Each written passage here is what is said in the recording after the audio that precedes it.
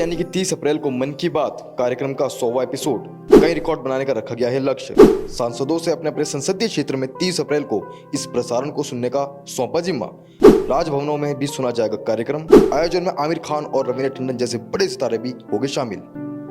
नमस्कार, स्वागत है आपका हमारे चैनल न्यूज रिपोर्टर नेटवर्क में और मैं हूं आपके साथ वंदना सती। मन की बात आकाशवाणी पर प्रसारित किया जाने वाला एक कार्यक्रम है जिसके जरिए भारत के प्रधानमंत्री नरेंद्र मोदी भारत के नागरिकों को संबोधित करते हैं। इस कार्यक्रम का पहला प्रसारण 3 अक्टूबर 2014 को किया गया। मेरे प्यारे देशवासियों, आज विजयादशमी का पावन पर्व है। आप सबको विजयादशमी की अनेक अनेक शुभकामनाएं।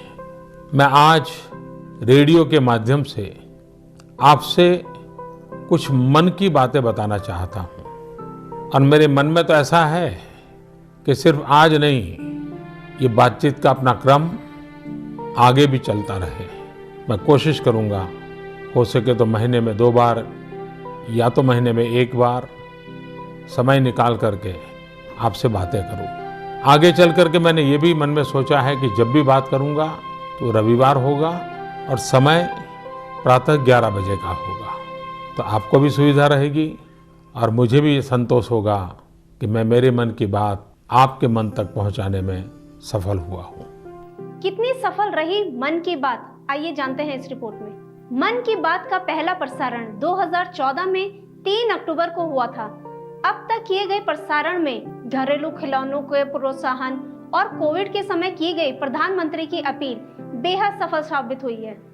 एक सर्वे के मुताबिक पीएम की ओर से मन की बात में उठाए गए सबसे लोकप्रिय विषयों में भारत की वैज्ञानिक उपलब्धियां, आम नागरिकों के किस्से, सशस्त्र बलों की वीरता और साहस, युवा संबंधी मुद्दे और पर्यावरण और प्राकृतिक संसाधनों से जुड़े मुद्दे शामिल हैं।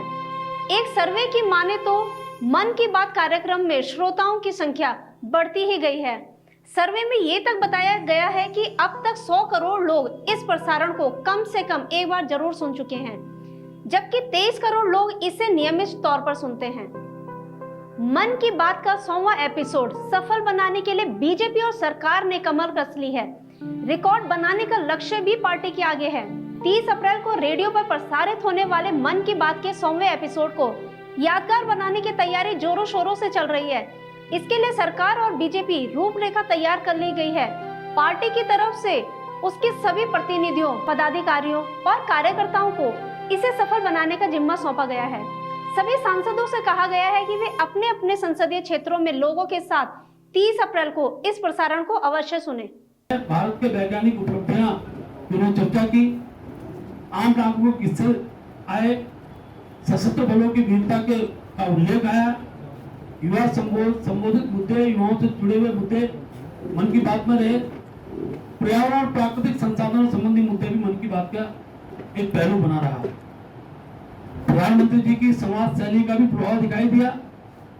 दर्शकों के साथ भावनात्मक जुड़ाव, शक्तिशाली और निर्णायक नेतृत्व पर जनता का भरोसा, विभिन्न विषयों पर सहानुभूतिपूर्वक दृष्टिकोण का विकास, नागरिकों से सीधी बात, प्रेरक प्रसंगों के माध्यम से उनका मार्गदर्शन, ये सब हम सबके लिए प्रेरणादायी रहा है। और मन की बात का कल 100वां एपिसोड है। नए रिकॉर्ड बनाने की है तैयारी। पार्टी ने अपने सभी सांसदों और विधायकों को मन की बात के प्रसारण को सुनने के लिए विशेष इंतजाम करने के निर्देश दिए हैं। सभी राज्यसभा सांसदों को भी ऐसे ही कार्यक्रम करने के निर्देश दिए गए हैं। सभी सांसद करीब 1000 लोगों के साथ इस विशेष प्रसारण को सुनेंगे। राजभवनों में भी सुना जाएगा कार्यक्रम। सूत्रों की माने तो राजभवनों में होने वाले कार्यक्रम में उस राज्य के राज्यपाल के अलावा शहर के और राज्य के गणमान्य व्यक्ति भी मौजूद रहेंगे। राज्य के उन लोगों को भी आमंत्रित किया जा रहा है जो कभी न कभी मन की बात कार्यक्रम में शामिल हुए हों, जिनका नाम प्रधानमंत्री मोदी ने किसी न किसी मन की बात कार्यक्रम में लिया हो, वो लोग भी इस कार्यक्रम में सम्मिलित होंगे। इस आयोजन में आमिर खान और रवीना टंडन जैसे बॉलीवुड सितारे भी शामिल होने वाले हैं। आमिर खान ने कहा, मन की बात कार्यक्रम जन आंदोलन का ही एक उदाहरण है। आमिर खान का कहना है कि मन की बात कार्यक्रम जन आंदोलन का एक उदाहरण है। उन्होंने कहा, प्रधानमंत्री नरेंद्र मोदी ने नागरिकों से भरोसे का रिश्ता कायम किया है। ये भरोसा अपने आप पैदा नहीं होता, इसे कमाया गया है। पीएम मोदी ने इसे कमाया है। ये एक ऐतिहासिक पल है हम सभी के लिए। रवीना टंडन द्वारा कहा गया कई चीजें जानने का मौका मिला है हमें।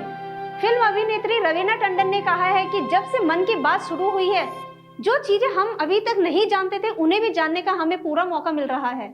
आप देखेंगे जब से शुरू हुआ है 3 अक्टूबर को फर्स्ट एपिसोड हुआ था और अब आप देखेंगे कि इतना बदलाव हमारी मासेस तक पहुंचा है। एंड जो चीज़ें शायद हम जानते भी नहीं थे, जहां हमारे आर्टिजन्स हैं, जहां हमारे स्मॉल इंडस्ट्रियल वर्कर, भारत के कई शिल्पकार, कलाकार, कुटीर उद्योग की कहानियां इसमें सुनने को मिल सकती हैं। वे नायक जिन्हें अब तक कोई पहचान नहीं मिल पाई थी, उन्हें भी मन की बात कार्यक्रम के जरिए पीएम मोदी ने पहचान दी है। इससे बड़ी बात हम सभी नागरिकों के लिए और क्या हो सकती है। रेडियो होस्ट सिद्धार्थ कानन ने कहा है कि नंबर 1 इन्फ्लुएंस है पीएम मोदी। जब पीएम मोदी रेडियो पर आकर बात करते हैं तो लगता है एक दो दूसरे दोस्त से बात कर रहा है। लोगों का कहना भी सही है, पीएम मोदी देश के नंबर 1 इन्फ्लुएंसर हैं। इंसान उनसे जो भी सुनता है उसे अपने जीवन में करने की जरूर सोचता है। मैंने खुद मन की बात कार्यक्रम में अपनी संस्कृति व जड़ों को महसूस किया है। नरेंद्र मोदी लोगों के नेता हैं। वे आमजन की समस्या को हल करने और उनके जीवन स्तर में सुधार करने के लिए खुद को समर्पित किए हुए हैं। लोगों के बीच रहने, उनके साथ खुशियां साझा करने और उनके दुखों को दूर करने से ज्यादा उनके लिए और कुछ भी संतोषजनक नहीं है। जमीनी स्तर पर तो उनका लोगों के साथ एक मजबूत व्यक्तिगत जुड़ाव है ही साथ सोशल मीडिया पर भी उनकी मजबूत उपस्थिति है। वे लोगों तक पहुंचने और उनके साथ जीवन में बदलाव लाने के लिए सोशल मीडिया का लगातार यूज करते रहते हैं।